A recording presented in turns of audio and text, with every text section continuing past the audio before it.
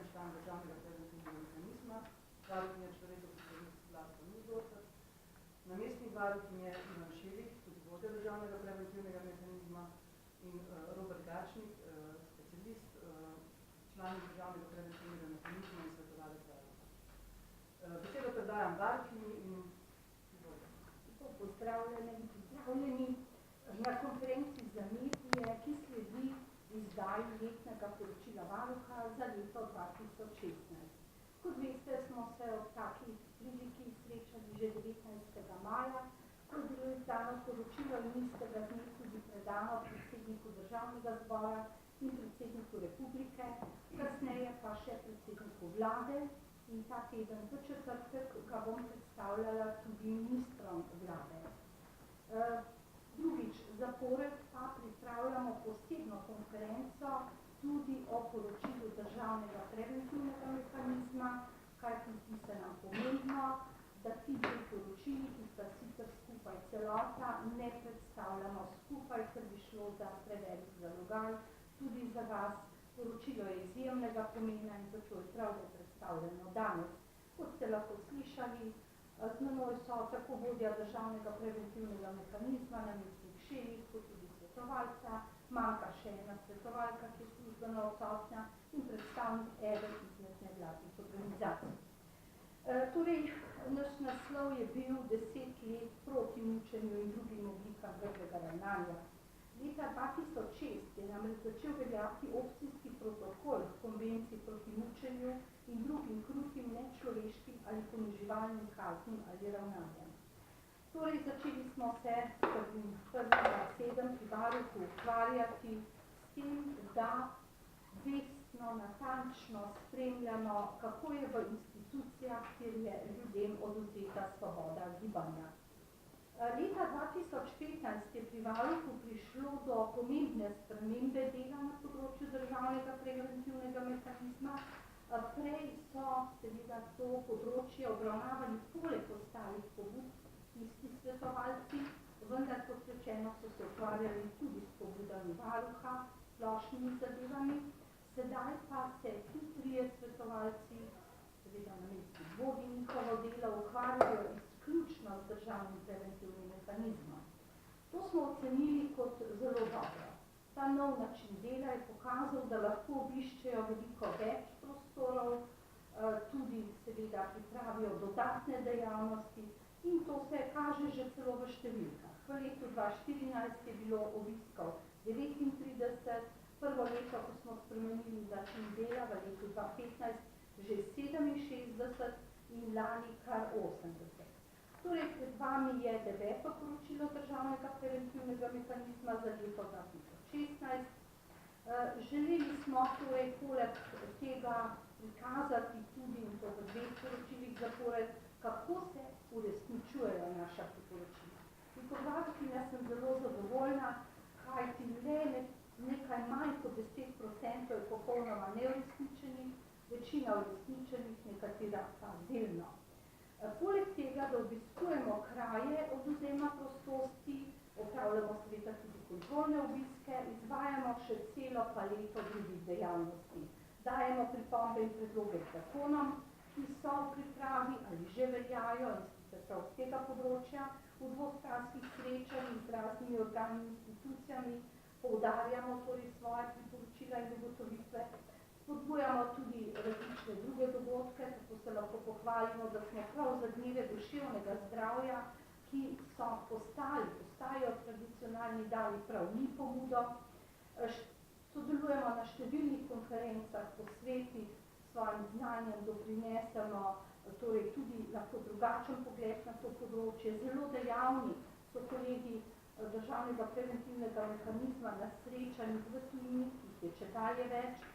Seznanjamo torej z ugotovitvami tako domačo kot tujo javnost in seveda krepimo vse oblike in načine dela tudi znotraj DPM-ja, obiskujejo nas tudi tuje delegacije, ki seveda zelo pohvalijo naš način dela in se celo pri nas izobražujejo. Ker je seveda zelo pomembno in bo v kratkem odprta prva demenci prijazna točka prav pri varuhu, je prav, da se pohvalimo, da smo zelo dejavni tudi s pomočjo so tudi na področju demence starejših, ki pa je vse bolj prisotna in tudi prepoznavna in potrebna ukrepanja. Dejavni smo tudi na področju otrok in mladostnikov, o tem seveda bo več povedal moj namestnik, in naše vodilo je bolje preprečevati kot zdraviti. In kot vidite, je prevencija tudi v tem, da se priporočila uresničujejo in da jih bodoče ne bo treba več ponavljati. Seveda tudi naše ugotovitve so bile približno povsem enake, lahko skoraj rečemo s CPT-jem, ki nas je letos obiskal in pripravlja ravno v tem času zaključno poročilo. In tako lahko ugotovimo, da vse, kar je varuh človekovih pravic v okviru državnega preventivnega mehanizma ugotavljajo tudi mednarodne institucije, in prav je, da država upošteva naša priporočila, kajti le tako se lahko izognemo tudi obsodbam pred Evropskim sodiščem za človekove pravice. Sedaj pa predajam besedo glavnemu poročevalcu, namestniku Ivanu Šeliku, kasneje bodo sodelovali pa še tudi drugi, kot vodi državnega preventivnega mehanizma pri varuhu. Hvala za besedo. Torej, že varuhinja je v grobem orisala celo paleto dejavnosti državnega preventivnega mehanizma.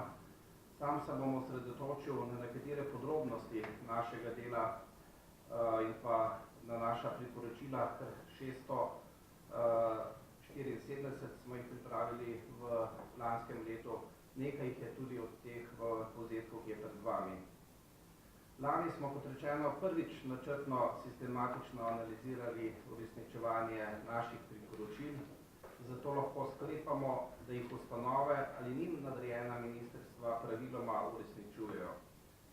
Če pa jih ne, pa so razlogi za to lahko različni, naprimer, ker je njihova uresničitev odvisna od finančnih sredstev. Recimo, kot primer za to je boljši viden nadzor na policijskih postajah, obnova dotrajanih prostorov, naprimer v nekaterih socialno-varstvenih zavodih ali pa vzgojnih zavodih. Ali pa, ker manjka recimo volje za uresničitev že sprejetih dogovorov oziroma obljub in zavez. Recimo, primer za to je pedopsihiatrični oddelek oziroma ustanova v naši državi. Pogosto slišimo tudi opravičevanje s pomanjkanjem osebja, z zastarelimi in pomotljivimi normativi in podobno. Lani, torej leta 2016, je državni preventivni mehanizem opravil 80 različnih lokacij kraja odvzema prostosti. Od tega smo obiskali 34 lokacij, kjer se lahko izvaja policijsko pridržanje oziroma zadržanje. Gre za obiske policijskih postaj. 24 socialno-varstvenih zavodov, gre za domove za starejše. 7 zavodov za prestajanje kazni zapora, 3 posebno socialno-varstvene zavode, 4 vzgojne zavode, 5 psihiatričnih bolnišnic in 3 lokacije, ki se uvrščajo med kraje odvzema prostosti z področja tujcev. To so center za tujce, šlo je za en obisk, in pa vstopno sprejemne centre za begunce oziroma migrante, šlo je za 2 obiska. Navedeni obiski so bili v 6 primerih tematski, ko smo zlasti preverjali posebno določeno naprej izbrano temo, in pa v 14 primerih kontrolnih, ko smo posebej ob naših obiskih preverjali uresničitev naših priporočil iz predhodnih obiskov. Kar je pomembno, je podatek, da je velika večina od navedenih obiskov, se pravi od teh 80, bila opravljena brez predhodne najave. Saj je bil najavljen samo en obisk Zavoda za prestajanje kazni zapora v Mariboru, in to ravno zaradi prisotnosti tujega opozovalca, šlo je za našega kolega iz Avstrije.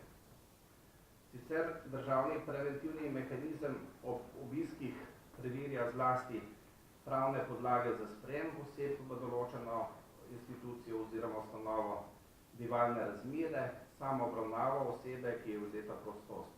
Preverjamo seveda tudi druge pogoje in standarde, odvisno od tipa ustanove, v kateri upravljamo preventivni obisk. Sicer naši obiski potekajo po določenem zaporedju, ki je zelo podoben v vseh ustanovah, in sicer vse skupina za obisk najprej, če je ta seveda manjša, najprej pogovori z vodstvom, pridobi osnovne informacije, v sami ustanovi. Nato pa upravi skupina za obisk pregled vseh prostorov, kjer so ali bi lahko bile zadržane osebe proti svoji volji, se pogovori z osebjem, z stanovalci oziroma pacienti, če gre za to psihiatrične bolnišnice, preveri ustreznost dokumentacije, ki se vodijo v ustanovi, in na osnovi seveda slišenega in videnega potem pripravi poročilo o samem obisku, ki se pošle sami ustanovi v iskani in pa tudi nadrejenemu ministrstvu oziroma organu, da pripravi odzivno poročilo na naša priporočila. Če grem po posameznih ustanovah,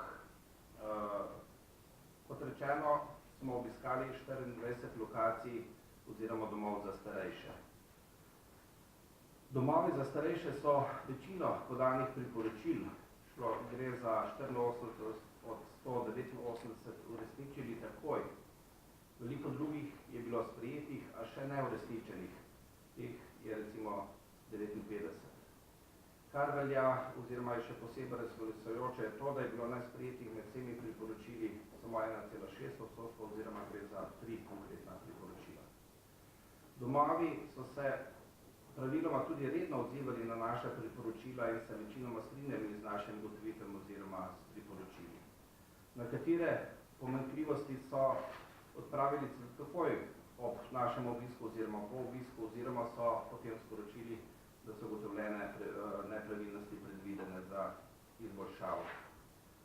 Zgolj za ilustracijo imate v povzetku poročila pred vami nekaj primerov uresničenih priporočil. Naprimer, v enem od domov smo ugotovili, da kavo kuhajo samo tistem, katerim svojci to lahko plačajo. Po našem opozorilu o nepotrebnem socialnem razlikovanju oziroma socialnem izključevanju stanovalcev so domov odločili, da se bo kava skuhala vsak dan na oddelku in sicer za vse stanovalce, ki jo smejo in jo tudi želijo piti. Na varovane oddelke v socialno-varstvenih zavodih oziroma domovih za starejše so ljudje lahko nameščeni za svojim soglasjem ali pa tudi na podlagi posebne sodne odločitve. Enem od domov smo predlagali, da v obrazcu za soglasje osebo, ki soglasje podpisuje, tudi izrecno seznani z možnostjo, da lahko podpisano soglasje prikliče na kakršenkoli način, ustno, pisno ali s konkludentnimi dejanji, tako kot določa to zakon o duševnem zdravju. Dom je naše priporočilo upošteval in obrazec ustrezno dopolnil. Ko oseba soglaša z namestitvijo na oddelek, ker je omejena možnost gibanja, mora biti popolnoma nedvomno, da je razumela, kaj to zanjo pomeni. Če obstaja najmanjši dvom, da tega ne razume, je državni preventivni mehanizem predlagal, da naj dom pridobi mnenje psihiatriki, naj to sposobnost razumevanja skrbno oceni. Če stanovalec soglasja ni sposoben dati, mora zavod pred namestitvijo seveda pridobiti odločitev pristojnega sodišča. Dom je naše priporočilo upošteval in sporočil, da bodo odslej od domskega psihiatra pridobili mnenje o razumevanju izjave in pa njenih posledic. V letu 2016 smo obiskali tudi 2 posebna socialno-varstvena zavoda. Skupaj smo ob teh 2 obiskih pripravili 23 priporočil. Tudi ti obiskani zavodi so se na naše obiske in podana priporočila odzivali pozitivno. Seveda, v posebne socialno-varstvene zavode so nameščene odrasle osebe s posebnimi potrebami. Za te stanovalce so te ustanove, v katerem so nameščeni praviloma dom, saj v njem praviloma preživijo večino svojega življenja.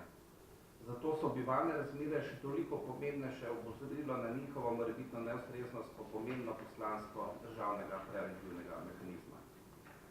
Zato je še kako pomembna tudi ustrezna skrb za higieno stanovalcev posameznega tovrstnega zavoda. Tako smo v enem izmed tovrstnih zavodov opozorili, da je interval kopanja na 3 tedne po prepričanju državnega preventivnega mehanizma predolg in nekakor ne zagotavlja normalnih higienskih razmer. Saj pri stanovalcih, ki potrebujejo pogostejše kopanje zaradi tega, ker so na primer fizično aktivni, ker se v letnem času potijo ali pa se tudi sicer bolj pogostejše umažajo, bi tako dolgo obdobje med posameznim kopanjem lahko opredelili celo kot grdo ravnanje z posameznikom. Večkrat tudi ob naših obiskih opažamo v tovrstnih ustanovah, pa tudi v domovih za starejše, pomanjkljivosti pri predpisovanju terapije po potrebi. Zato smo opozorili, da mora zdravnik natančno določiti časovno obdobje, v katerem se posamezna terapija sme ponoviti. Tako se lahko namreč najbolje preprečijo prekoračitve največjega predpisanega odmerka psihotropnega zdravila.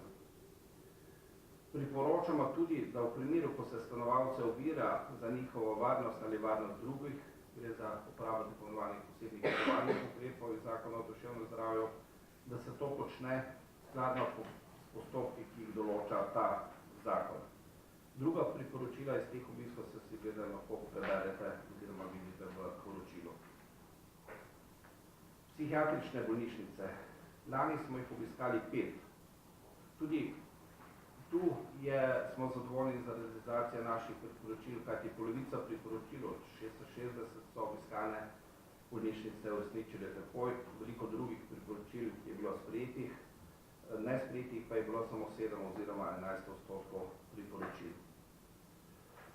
Eni od psihiatričnih bolnišnic smo na primer priporočili, naj pacienta namestijo na ustrezne se ležišče, kot je žilnica zgolj na tleh, položena na tleh. In naj se mu zagotovijo enake razmere bivanja kot drugim pacientom. Že dalj časa, na primer, tudi opozarjamo, da je nošenje bolniškega perila ne pripomore krepitvi osebne integritete pacienta in njegove samozavesti. Zato ni dopustno, da se pacient v prvih dneh bivanja v psihiatrični bolnišnici skuša preprečiti izhode z nošenjem bolnišničnih oblačil, še posebej pri pacientih, ki so na oddelkih pod posebnim nadzorom s svojim lastnim soglasjem. To soglasje se lahko namreč kadarkoli prekliče, pacient pa ob tem oddelek zapusti. Državni preventivni mehanizem tudi sicer ocenjuje, da je individualizacija oblačenja v oddelkih pod posebnim nadzorom pomemben del terapevtskega procesa. Zato smo predlagali naj psihiatrična bolnišnica čim bolj paciente seznanja z možnostjo nošenja lastnih dnevnih oblačil in jih pri tem še posebej spodbuja. Izjeme so namreč lahko dopustne samo, če to zahteva zdravstveno stanje pacienta. Zdaj, že varuhinja je tudi povedala, da smo obiskali tudi vzgojne zavode in sicer smo v lanskem letu opravili 4 obiske tovrstnih zavodov. Obiskani zavodi so se na naš obisk podala priporočila tudi večinoma odzivali pozitivno, glavnina naših priporočil so sprejeti in nekaj tudi že izvedli.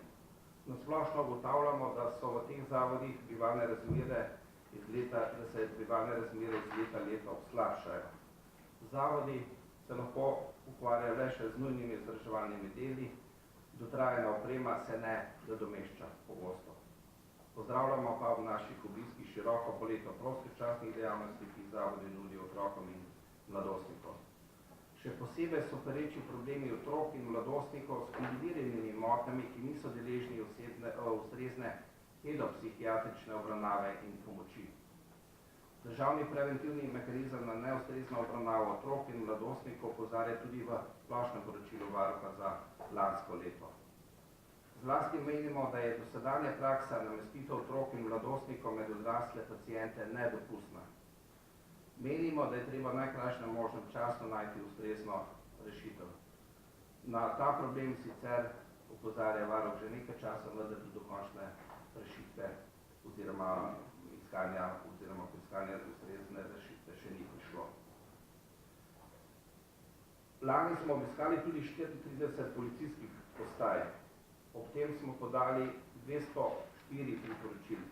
Od teh je bilo sprejetih 66, nesprejetih 27, uresničenih 107, v 4 pa še nimamo natančnega podatka. Tudi tu ugotavljamo, da je večina neuresničenih priporočil povezana predvsem z nezadostnimi finančnimi sredstvi. Sicer na splošno ugotavljamo, da je opremljenost prostorov za izvedbo policijskih pridržanj in drugih postopkov s pridržano osebo v večini ustrezno oziroma primerno. Skladno z standardi Evropskega odbora za preprečevanje mučenja in nečloveškega ponižujočega ravnanja in kaznovanja smo policijske postaje večkrat pozivali, da se z videonadzornim sistemom opremijo tudi drugi prostori, kjer se oseba ne pridrži, jo pa tam policisti sprejmejo, se z njo pogovarjajo in jo zaslišujejo. Poudarjamo tudi, da oseba, ki je pridržana, mora imeti možnost zaupnega pogovora z odvetnikom. Zato smo na eni izmed policijskih postaj predlagali, da se z morebitnim pritožbam dogovorna naprava policistom omogoča poslušanje zaupnega pogovora, preučijo možnosti, da se ta naprava izklopi. Policijska postaja je seveda to naše priporočilo uresničila in upoštevala. Gibalno omejeni posamezniki imajo skoraj na vseh obiskanih policijskih postajah možnost neposrednega dostopa do dežurnega policista, kar je pohvalno. Ni pa pohvalno, da smo morali praktično na vseh policijskih postajah podati predloge glede natančnega in pa pravilnega vnašanja podatkov v obrazce in evidence postopka s pridržano osebo, pri čemer so na nekaterih policijskih postajah, da smo celo zasledili uporabo starih, se pravi neveljavnih obrazcev. Na eni izmed policijskih postaj smo na primer tudi ugotovili oziroma zasledili primer, ko bi morali policisti osebi, ki je vzeta prostost, ki je bila vzeta prostost, zaseči žepne nože takoj v prvem varnostnem pregledu, ne pa šele po približno 2 urah od odreditve pridržanja, ko se je to zgodilo. Ministrstvo je v tem primeru sporočilo, da so bili policisti na napako opozorjeni. Lani, oziroma leta 2016, smo obiskali tudi 7 zavodov za prestajanje kazni zapora. Ob teh obiskih smo podali 108 priporočil, sprejetih je bilo 44, nesprejetih 8, uresničenih pa 56. Število nameščenih oseb je bilo glede na podatke po uradni zmogljivosti zavoda preseženo večino obiskanih zavodov za prestajanje kazni zapora. Največ priporočil pa smo ob teh obiskih podali z Zveze za opremljenost zavodov in oddelkov. Obiskali smo tudi Center za tujce v Sloveniji. Na dan našega obiska sicer v centru ni bilo veliko tujcev, bilo je prisotnih samo 17 tujcev. Ob tem seveda opozarjamo, da center nikakor ni primerna ustanova za bivanje za daljši čas in za nameščanje ranljivih skupin, še posebej otrok, saj je bivanje v njem omejeno. Na tem področju bi se seveda morala poiskati alternativna sistemska rešitev. Ob obisku centra smo sicer podali 14 priporočil, od tega so bila 4 že uresničena, 2 priporočili so bili sprejeti, a še čakate na izvedbo, 8 priporočil pa sicer ni bilo sprejetih. Kar je pomembno je tudi to, da pritožb glede odnosa in dela in odnosa zaposlenih med tem obiskom nismo prijeli. Obiskali smo tudi, kot rečeno, že uvodoma druge centre za begunce in migrante in preverjali postopke v teh primerih. Podrobnosti od tega pa so seveda v našem letnem poročilu. Kar je tudi pomembno, to je morda podatek, da seveda to nalogo ne upravljajo samo naši sodelavci varuha, temveč tudi izbrani predstavniki iz nevladnih organizacij. V lanskem letu oziroma tudi v letošnjem letu sodelujemo z 8 nevladnimi organizaciji, gre za skupnost privatnih zavodov, humanitarno društvo Pravo za vse iz Maribora, Novi Paradoks, Društvo za razvijanje prostovoljnega dela Novo mesto, Mirovni inštitut, Zveza društva upokojencev Slovenije, Slovenska Caritas, Pravno-informacijski center nevladnih organizacij. Tako da je vsaka skupina za obisk sestavljena tako iz predstavnikov varuha in pa predstavnikov izbranih nevladnih organizacij. Po potrebi pa kot zunanje izvajalce angažiramo tudi 2 zdravnika, zlasti tam, ker je treba preverjati ustreznost zagotavljanja zdravstvenega varstva pridržanih oseb. Varuh je tudi omenila, da smo v lanskem letu s svojimi pripombami sodelovali tudi pri pripravi zakonodaje, šlo je za pripombe z področja zakona o nalogah in pooblastilih policije oziroma novelo tega zakona, zakona o kazenskem postopku postopkov kazenskega zakonika in pa drugih predpisov. To vrstne aktivnosti so tudi sicer ena izmed 3 nalog, ki jih ima državni preventivni mehanizem po določbo opcijskega protokola. Toliko na kratko iz moje strani. Hvala lepa. Jaz bi izkoristila to priložnost, da bi se zahvalila v imenu institucije Varuha edinemu, ki je danes sicer prisoten, vendar gre za, kot rečeno, 8 nevladnih organizacij, ki zelo aktivno sodelujejo na naših obiskih. In če bi želel, bi lahko povedal predstavnik, kako se počuti, kakšno je to delo.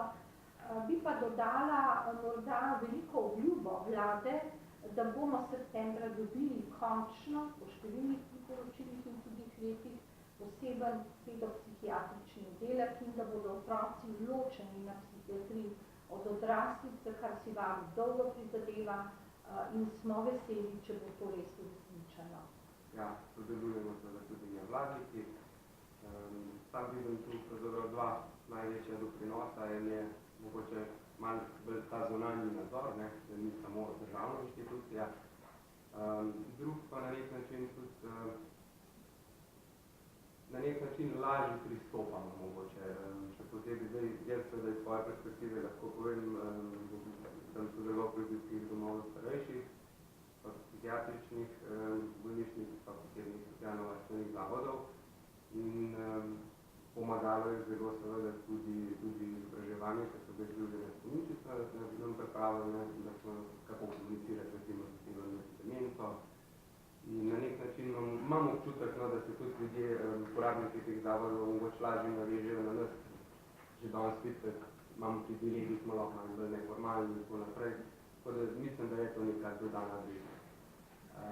Ker pa se tiče občuti, porečem, da so pozitivno, tako v smislu kolega na moji desni, z njimi največkrat sodelujem, resni, profesionalni, kapo dol. Osebno pa lahko rečem, samo da je bil čas sodelovati v takim poslu. Zdaj smo zaključili to našo predstavitev in seveda nam lahko dostavite vprašanja, ki vas zanimajo.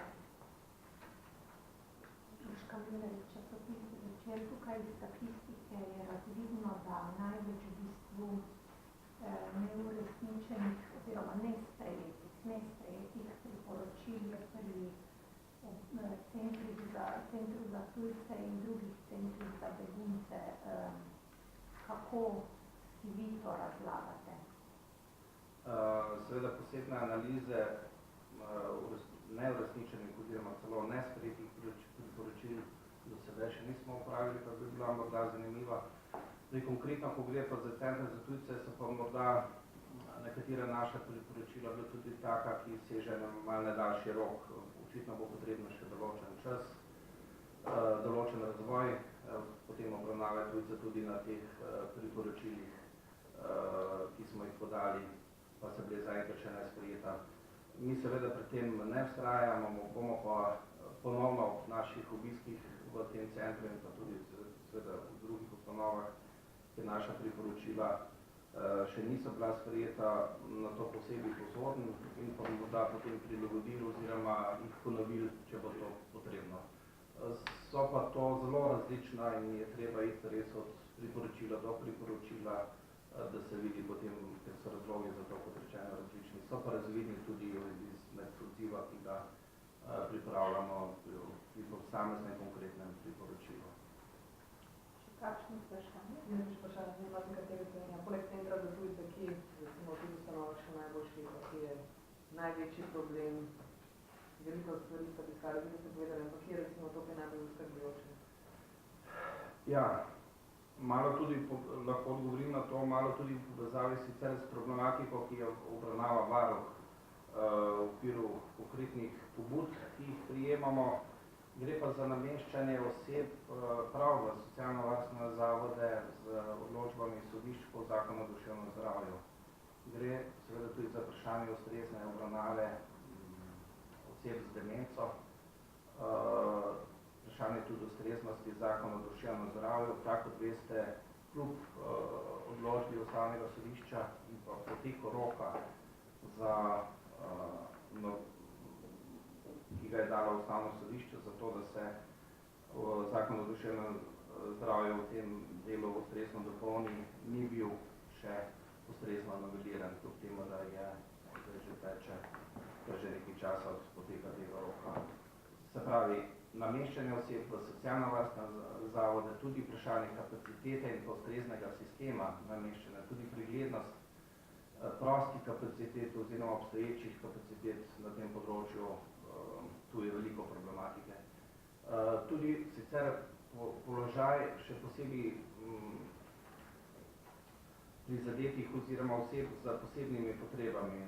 Že lani smo na primer omenili tudi položaj gibalno oviranih in pa drugih, ali pa starejših oseb, tudi v zavodih za prestajanje kazni in zapora. Tudi tu še ni ustreznih rešitev. Tudi ko gre za obravnavo otrok z duševnimi motnjami, nameščanje otrok, mi oziroma Slovenija nima nobene ustrezne ustanove za nameščanje otrok oziroma mladostnikov po zakonu o duševnem zdravju. Žal je za osebe, ki imajo te, kot rečeno, posebne potrebne, še zelo slabo poskrbljeno. Emil Lukančič Morel, neodvisna tiskovna agencija Morel, pri vprašanju. Prej ste omenili, da so z vami hodili tudi tuji opazovalci. Ja. Pa me zanima, kakšna je bila njegova ocena tistih obiskov, ki smo skupaj, in drugo, ali tudi vi kaj obiščete podobne ustanove oziroma ste kot opazovalci v tujih državah in kakšno je vaše mnenje oziroma primerjava s slovenskimi? Ja. Seveda ti obiski so predvsem študijske narave oziroma izmenjave izkušenj in pa dobrih praks. Mi smo člani tudi mreže državnih preventivnih mehanizmov na področju jugovzhodne Evrope, tudi med ustanovnimi člani. Zdaj se tudi celo na ravni držav članic Sveta Evrope prav v letošnjem letu oblikovala mreža državnih preventivnih mehanizmov, ravno z namenom izmenjave dobrih praks. Mi se učimo od tujcev, tuji se učijo od nas. Lani konkretno je bil prisoten naš kolega iz avstrijskega ombudsmana obisku Zavoda za prestajanje kazni zapora. Seveda smo mi marsikaj izvedeli od njega, tudi on se pri nas na primer veliko naučil. Fasciniran je bil recimo na to, ker imajo zelo veliko težav pri njih pri identifikaciji recimo pravosodnih policistov oziroma paznikov v Zavodih za prestajanje kazni zapora. Tam zaradi različnih vplivov oziroma zadržkov pravosodni policisti oziroma njihovi pazniki ne nosijo imen oziroma priimka oziroma našitka z priimkom na uniformah. Pa se zelo trudijo oziroma so dali različna priporočila v tej smeri, ampak niso uspeli. In ravno tu je videl tudi potrditev recimo ob tem obisku tovrstne prakse pri nas. Ravno s kolegom smo bili letos, seveda tudi mi odhajamo v tujino. Pred kratkim smo bili s kolegom v Avstriji, ko smo si obiskala oziroma šla na ta obisk ravno z namenom, da bi videli, kakšna je njihova praksa nameščanja forenzikov oziroma pacientov, ki zaključijo za izvrševanje varnostne ukrepa na forenzični enoti. Člana smo namreč tudi te vladne komisije, ki mora pripraviti rešitve za to vrstno ustanovo v Sloveniji. Tako da, kot rečeno, v naslednjem tednu prihaja k nam dva kolega iz Italije, ki boste prisotni v enem našem obisku. Seveda njihova vloga je povsem pasivna, oni so takrat sicer ob nami, ampak nimajo nobene posebne vloge, pač opazujejo. Seveda potem izmenjava izkušenj poteka po našem obisku. Hvala lepa, še kakšno vprašanje?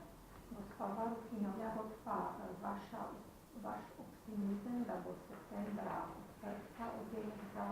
Ministrica za zdravje mi je osebno pred kratkim, mogoče 14 dni na enem dogodku, ki je bil namenjen otrokom s posebnimi potrebami, to zagotovila.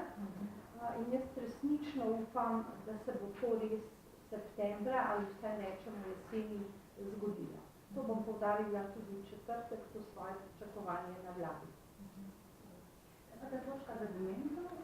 To bo pa v kratkem, boste povabljeni, odprta pri nas, bo prva v Sloveniji, na demenciji, imeli smo izobraževanje za vse zaposlene in v preverju lahko vidite tudi že določene zgibanke kot pripravo na ta dogodek.